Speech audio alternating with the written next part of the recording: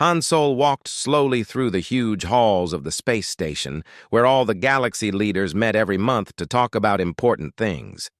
The walls were made of some shiny metal that reflected light in strange ways, making everything look bigger than it really was. Aliens from 40 different worlds nodded at him with respect as he passed by them, with his fake smile that he had practiced for many years in front of mirrors. For 12 long years, humans had been the good guys in space. Everyone knew them as the people who could make peace between enemies who had been fighting for centuries.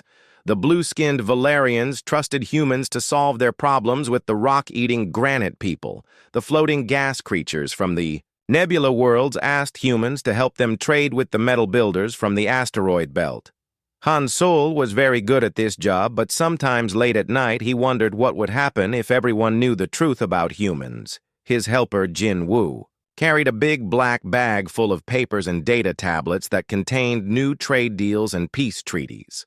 But Jin Woo was not just a helper.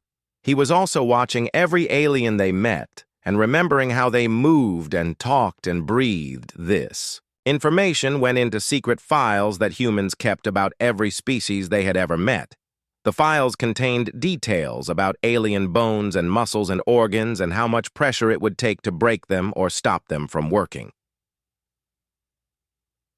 The meeting room was enormous, with a round table that could seat representatives from 50 different worlds. Today, only 30 species had sent people to attend. The Bracken delegate sat across from Han Solo and kept his 4 arms hidden under his fancy robes. Han Solo noticed this right away because humans were very good at seeing when other creatures were scared or nervous. The Bracken had good reasons to be worried because their homeworld was running out of the special crystals they needed to power their cities, and without human help, they would all die in darkness. Ambassador Veltar from the crystal. People started talking in her singing voice about border problems between her people and the Thorn warriors who lived on spiky metal planets. Han Solo listened carefully and nodded at the right times. But inside his head he was thinking about how Valerian bones were made of living crystal that could be shattered with the right frequency of sound waves. He had learned this from the medical files that Veltar had shared with human doctors 3 years ago when her people got sick with a strange disease. The discussion went on for hours with different aliens complaining about trade routes and mining rights and who was allowed to build space stations in certain areas. Han Solo suggested solutions that made everyone happy, and by the end of the day all the aliens were shaking hands or tentacles or whatever they used for greeting. Each species thought Han Solo was their friend and wanted to help them more than the others. This was exactly what Han Solo wanted them to think. After the meeting, Han Solo and Jin Woo walked back to the human section of the station, which was smaller than the areas given to older space-traveling species. But Han Solo did not mind, because humans did not need much space to be dangerous.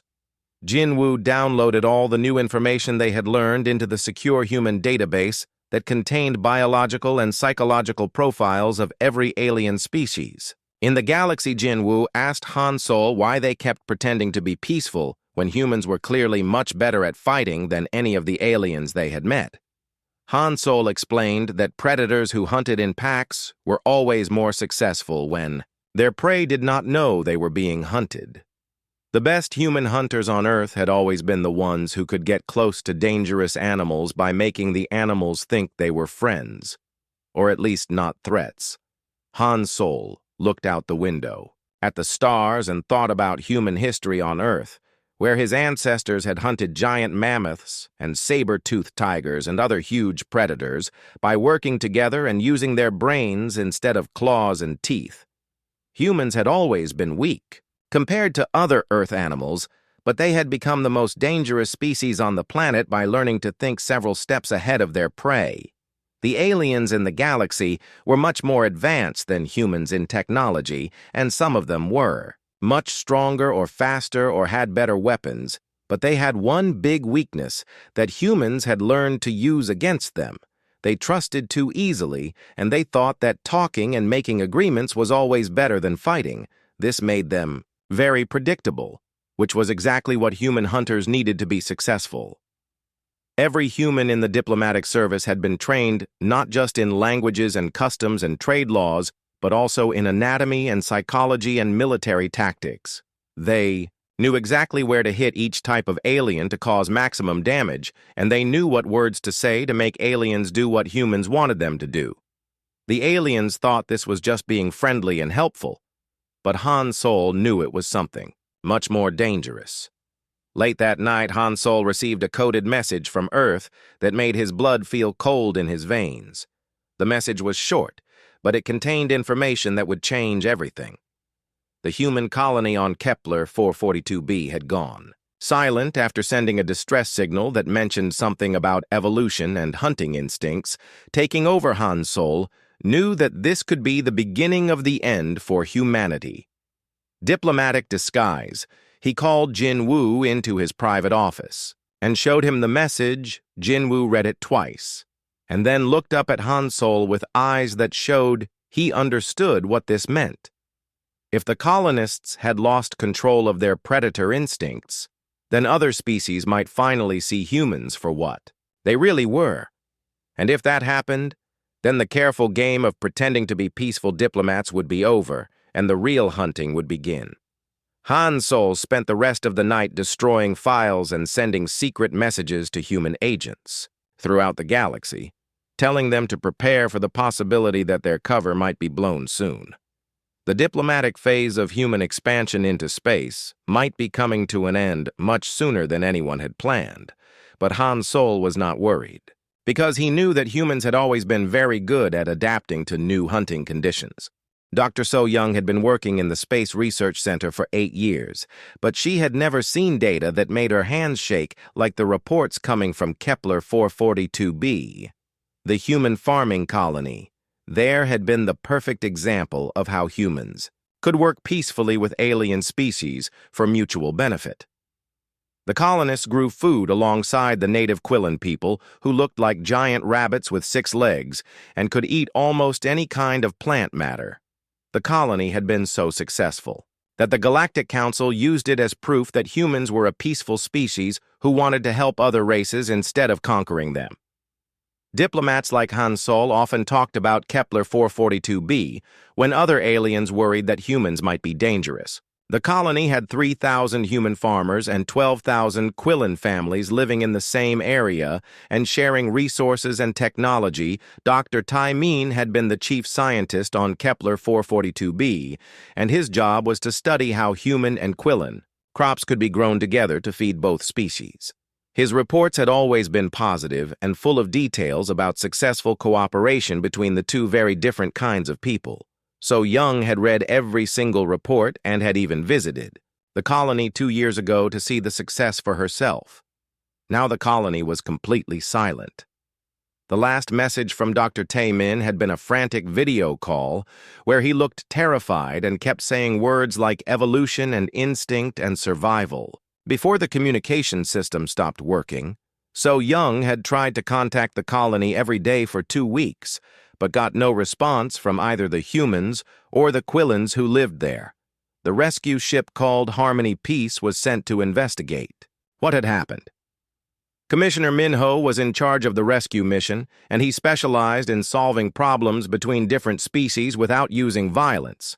He had successfully stopped 17 different conflicts and had a reputation for being able to make anyone listen to reason and find peaceful solutions. When the Harmony Peace arrived at Kepler 442b after a 3-week journey through hyperspace, Minho expected to find evidence of equipment failure or natural disasters or maybe some kind of disease that had killed everyone. The planet looked normal from space with the same green and brown colors that had been in all the previous reports, but there were no radio signals coming from either the human settlement or the Quillen villages. The landing party found the Quillen settlement first, and what they saw there made even the experienced rescue workers feel sick to their stomachs. Every building had been systematically destroyed, but not by bombs or energy weapons. Someone had taken apart each structure piece by piece, as if they were looking for something or someone hidden inside. The Quillen people were all dead, but they had not died quickly or easily. Minho had seen battlefields before, but this was different. The Quillins had been hunted down one by one with careful planning and patience. Their bodies showed bite marks and claw marks, but also tool marks that suggested the attackers had used weapons.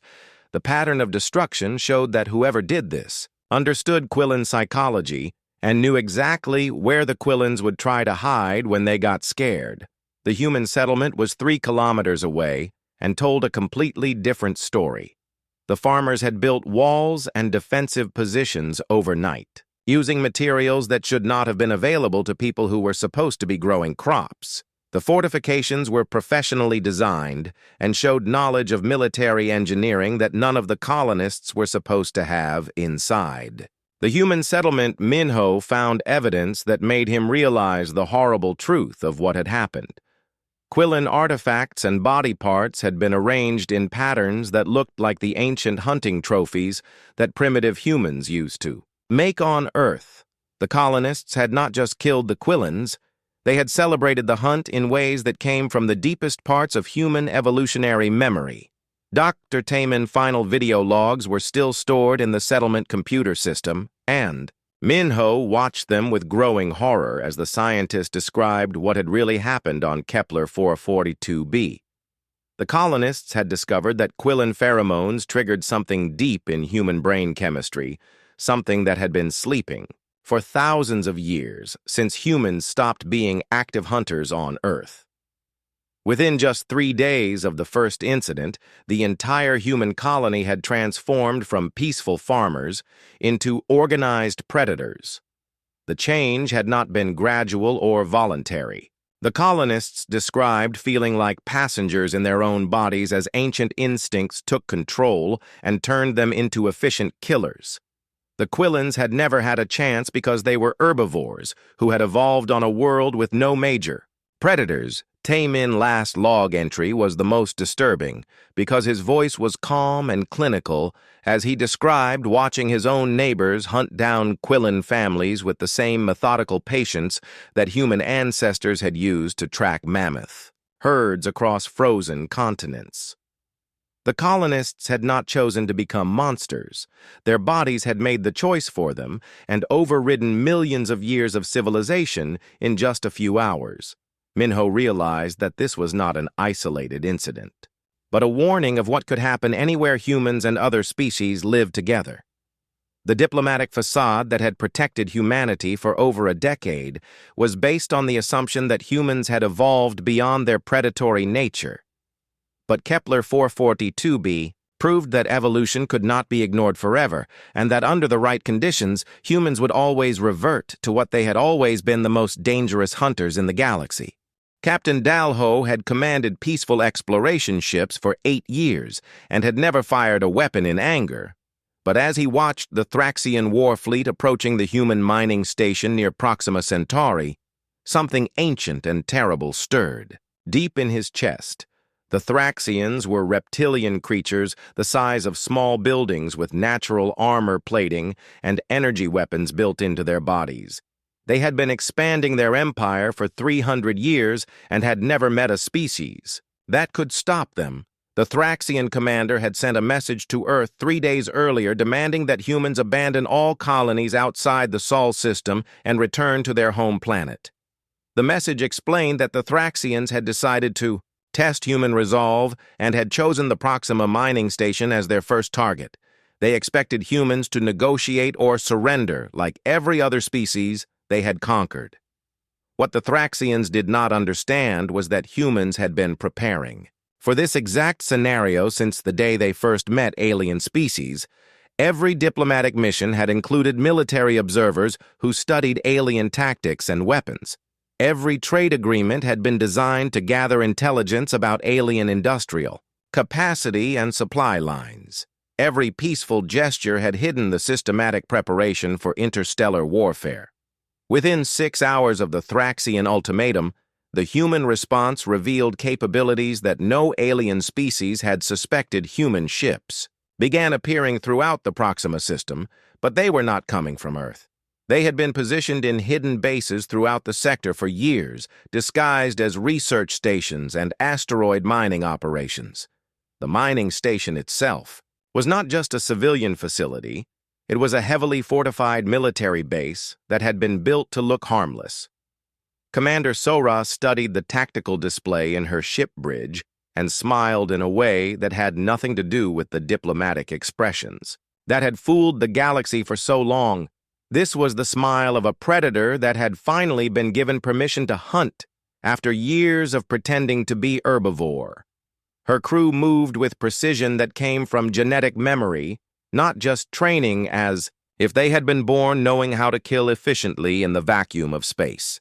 The Thraxian fleet consisted of 48 massive warships that had conquered dozens of star systems and enslaved or destroyed every species they had encountered. They approached the human mining station in a standard battle formation that had never failed them before, expecting to crush human resistance in a matter of hours and then move on to more significant targets in the Sol system. The battle began when the lead Thraxian ship fired its main weapon at what appeared to be a helpless human cargo vessel. The energy beam that should have vaporized the ship instead struck deflector shields that were far more advanced than anything humans were supposed to possess. The cargo vessel immediately transformed, revealing hidden weapon systems and armor plating that made it more dangerous than most alien battleships. Within minutes, the entire human fleet had dropped their peaceful disguises and revealed military technology that incorporated improvements on weapons and defenses from dozens of different alien species. Every gift of advanced technology to humanity over the past 12 years had been immediately reverse-engineered and weaponized. The humans fought with coordination and tactical awareness that surprised even their own commanders. Dalho realized that his crew was responding to the battle with instincts that went deeper than their training. They moved like a pack of wolves, hunting elk, anticipating each other's movements, and coordinating attacks without needing verbal orders. The Thraxian ships were individually more powerful, but they had never faced an enemy that could think and adapt as quickly as humans could. The Thraxian commander tried to retreat when he realized that half his fleet had been destroyed in the first hour of combat, but human ships had already moved to surround the remaining Thraxian vessels. The retreat became a rout as human hunters pursued their prey with the same relentless determination that had driven human expansion across Earth continents and into the stars. When the battle ended 6 hours later, no Thraxian ships remained intact. The humans had not just won, they had completely annihilated a fleet that had terrorized the galaxy for decades. The mining station that was supposed to be helpless had revealed itself to be one of the most heavily defended positions in known space, and the human fleet had demonstrated tactical capabilities that exceeded anything the Galactic Council had ever seen. Dalho looked at the wreckage of the Thraxian fleet and felt something that he had never experienced before, a deep satisfaction that came from successfully defending territory against intruders. The feeling was older than civilization and stronger than any emotion he had learned in diplomatic training. He realized that the Thraxians had made a fatal mistake by assuming that human peaceful behavior meant human weakness. News of the battle spread through the galaxy faster than hyperspace communication, as surviving alien observers reported what they had witnessed. The species that had trusted humans to mediate their conflicts and negotiate their treaties suddenly understood that they had been sharing the galaxy with predators who had been studying them like prey animals for over a decade. Ambassador Yun Seo walked into the emergency session of the Galactic Council, knowing that everything had changed forever. The great circular chamber that had once welcomed her with friendly greetings now felt hostile and threatening. Every alien representative stared at her with expressions that ranged from fear to disgust to something that might have been betrayed trust. The news of humanity victory over the Thraxian fleet had reached every corner of the galaxy, and no one was pretending that humans were peaceful anymore. The Zentaurian delegate tried to speak, but his translator device kept making error sounds because Zentaurian language had no words for the kind of systematic violence that humans had demonstrated. The Zentaurians had evolved on a world where the biggest predator was the size of a house cat, and they had never developed concepts for pack hunting or territorial warfare. Their translator finally gave up and simply displayed question marks when the delegate tried to describe his horror at human tactical brutality. The ethereal collective, which consisted of beings made of pure energy who had never experienced physical existence, simply withdrew from the chamber entirely when recordings of the battle were played on the main viewing screen. Their energy forms flickered and disappeared as they retreated to whatever dimension they normally inhabited, unable to process the concept of deliberate destruction of other intelligent beings. Representative. After Representative demanded explanations for humanity, hidden military capabilities, and Yoon Seo tried to maintain her diplomatic composure while explaining that humans had always been honest about their evolutionary history, but she could see in the aliens' faces the dawning realization that they had fundamentally misunderstood what humans were and what they were capable of doing. The Valerian ambassador Veltar spoke in her crystal voice about how humans had helped her people recover from the plague 3 years earlier and had asked for nothing in return except medical information about Valerian biology. Now she understood that the medical information had been used to identify weaknesses that could be exploited in combat. Every act of human generosity and friendship could be reinterpreted as intelligence gathering for future military action. Chancellor Mortek of the Bracken Empire pointed out that humans had insisted on cultural exchange programs with every species they encountered, claiming that they wanted to understand alien psychology and social structures. Now it was obvious that these programs had been designed to identify psychological weaknesses and social pressure points that could be used to manipulate or control other species. The floating gas beings from the Nebula Confederation tried to explain through their mechanical translation devices that they had shared their most advanced energy manipulation techniques with human scientists who claimed to be interested in clean power generation. Those same techniques had been used to create the shield systems that had protected human ships during the battle with the Thraxians. One by one, the alien representatives recounted interactions with humans that they had previously interpreted as friendship or curiosity but now recognized as reconnaissance and strategic assessment. Every trade agreement had established supply lines for potential military operations. Every diplomatic success had positioned humanity closer to the centers of galactic power. Every cultural exchange had been an opportunity to study alien weaknesses. The most disturbing revelation came from the Aquatic Council, whose representatives lived in specially designed water tanks. The humans had asked detailed questions about aquatic biology and had seemed particularly interested in how their gill systems worked and what chemicals were toxic to their water-breathing physiology. The Aquatic Council had thought humans were trying to design better life support systems for underwater exploration, but now they realized humans had been learning how to kill them more efficiently. The emergency session devolved into chaos as species after species recalled human behavior in a new light. The pattern was always the same. Humans had approached each species with apparent friendship and genuine interest in their culture and biology, but had actually been cataloging their weaknesses and developing contingency plans for potential conflict. The final vote to expel humanity from the Galactic Council passed by a margin of 37-0, with only 3 species abstaining. The resolution demanded that humans return to the Sol system and remain there under economic sanctions and military blockade until they could prove that they no longer posed a threat to galactic peace. Yoon Seo listened to the vote results without changing expression, but inside she felt something that was part sadness and part relief. Pretense was finally over, and humanity no longer had to maintain the exhausting facade of being peaceful diplomats.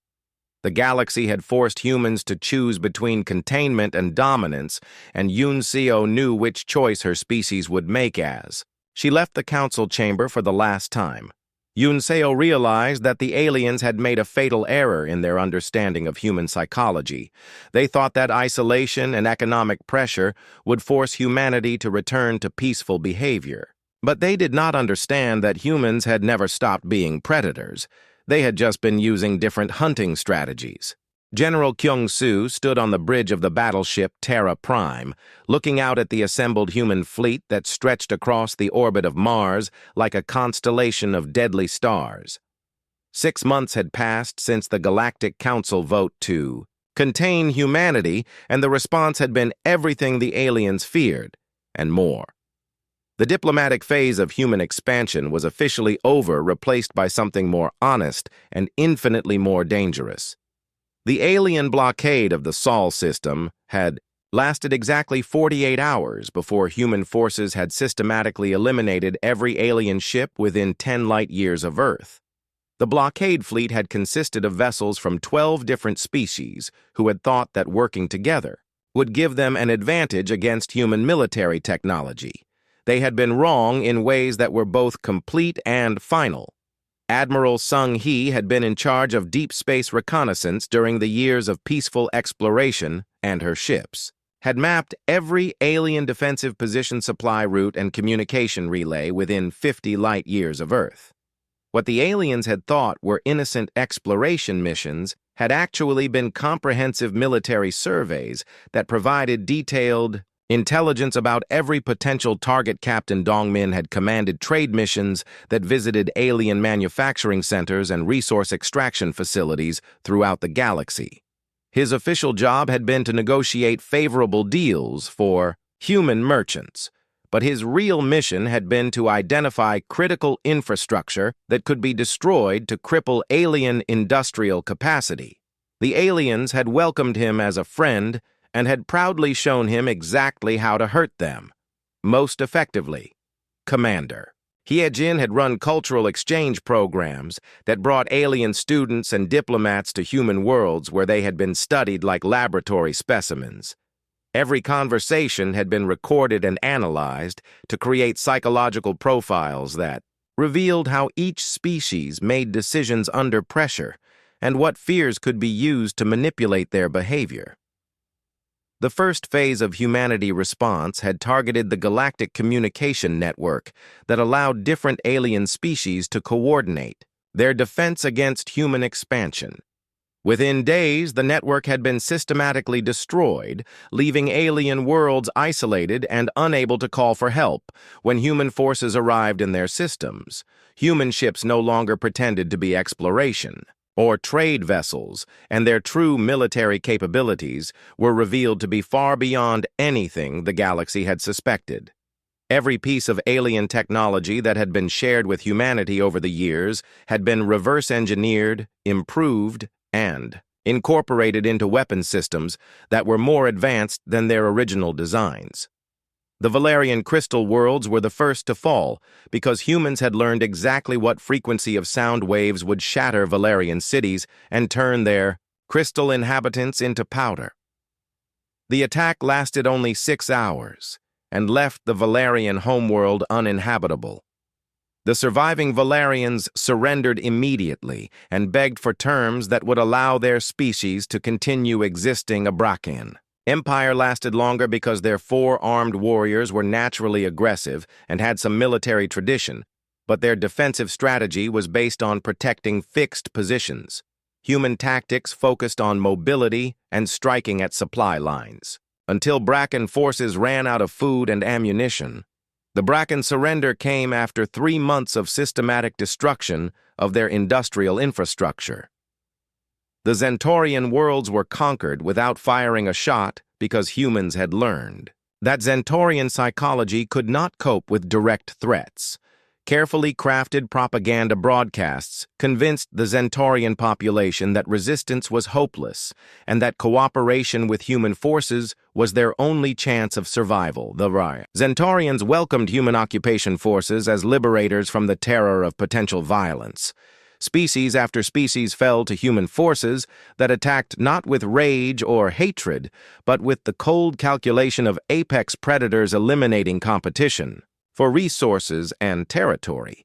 The aliens discovered that every gift of advanced technology to humanity had been immediately weaponized, and that every act of friendship had been cataloged as a potential vulnerability to be exploited. The gas beings from the Nebula Confederation tried to hide in their energy form, but humans had learned to track their electromagnetic signatures and had developed weapons that could disrupt their molecular cohesion. The Aquatic Council retreated to the deepest parts of their ocean worlds, but human forces followed them with specially designed underwater weapons that turned their own water into poison. Within 1 year of the failed blockade, humanity had conquered or destroyed every major alien civilization. Within 100 light-years of Earth, the remaining alien species were forced to choose between extinction and submission to human authority. Most chose submission and were relocated to reservation worlds where they could be monitored and controlled. Kyung-soo looked at the tactical displays showing human-controlled territory expanding in all directions and felt the same satisfaction that his ancestors had felt when they looked out over conquered hunting grounds. The galaxy had tried to cage humanity, and had instead triggered the same expansion instinct that had driven human colonization of Earth. The age of pretending to be diplomats was over, and the age of honest predation had begun. Ambassador Jae-sung walked through the ruins of what had been the Galactic Council chambers 5 years earlier, but was now the headquarters of the Human Colonial Authority. The irony was not lost on him that he still carried the title of ambassador. Even though the nature of diplomacy had changed completely, the grand circular chamber where alien species had once debated as equals now served as a processing center for representatives from surviving alien civilizations who came to beg for favorable terms of surrender. The surviving alien species no longer attended meetings as independent governments with their own rights and territories. They came as administrators of human protectorates, seeking permission to make changes in how their worlds were managed or requesting additional resources to keep their populations alive. Some species had been completely eliminated, not through deliberate genocide, but through the systematic collapse of their technological civilization and their inability to maintain basic life support systems. Director Mi Young ran integration programs that were processing delegates from 18 different species that had chosen cooperation with human authorities over extinction. These programs were designed to identify aliens who could be useful as local administrators or technical specialists, while weeding out potential troublemakers who might organize resistance movements. The aliens who entered these programs knew that failure meant death or relocation to punishment worlds where survival was not guaranteed. The proud Thraxian warriors who had started the war were now reduced to a few hundred individuals working in human mining operations on asteroid bases. Their natural armor, plating, and energy weapons made them useful for dangerous jobs that would kill human workers, but their aggressive instincts had been controlled through a combination of psychological conditioning and surgical modification of their brain chemistry. The crystal people from the Valerian worlds had been relocated to artificial environments where every aspect of their existence was controlled by human supervisors. Their ability to manipulate crystalline structures made them valuable for certain types of manufacturing, but their numbers had been reduced to a few thousand individuals who lived in constant fear that their usefulness might someday come to an end. The Zentaurian population had been the easiest to manage because their psychology made them naturally submissive to any authority that could provide them with security and predictable routine. Human administrators had simply replaced their previous government, and most Zentaurians seemed genuinely grateful for the stability. That human rule provided Jae-sung received daily reports from human governors throughout the galaxy who were responsible for managing alien populations and extracting useful resources from conquered worlds. The reports were written in the same clinical language that had been used for diplomatic communications, but the content was very different. Now the reports discussed production quotas and population control measures, and the efficiency of different methods for maintaining order among alien workers. The integration facilities processed about 50 alien delegates each month, and most of them were representatives from species that had once been powerful enough to threaten human interests. The delegates no longer came to negotiate treaties or trade agreements. They came to request permission to continue existing and to demonstrate that their species could still be useful to human civilization. Some nights, when Jae-sung was alone in his office, he wondered if the galaxy had been a better place when humanity had maintained its peaceful diplomatic facade.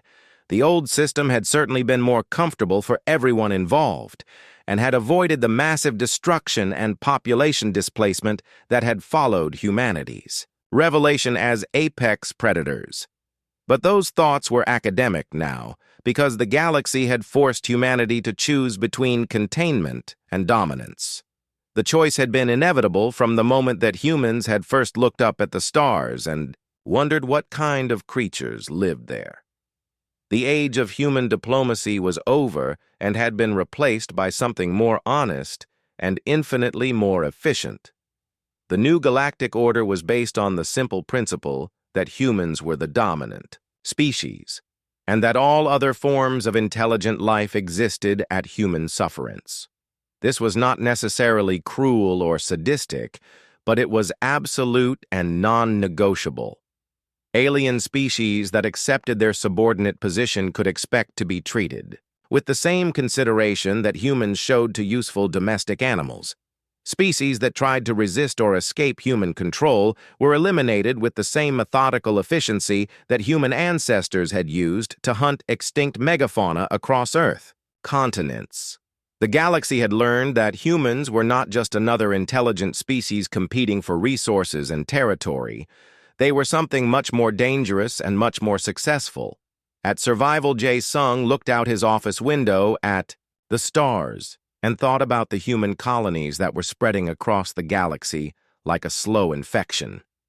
Each new world that came under human control was another step in the expansion that had begun when the first human had climbed down from the trees and started hunting with tools. The diplomatic phase had been just another hunting strategy, and now that it was over, the real work could begin.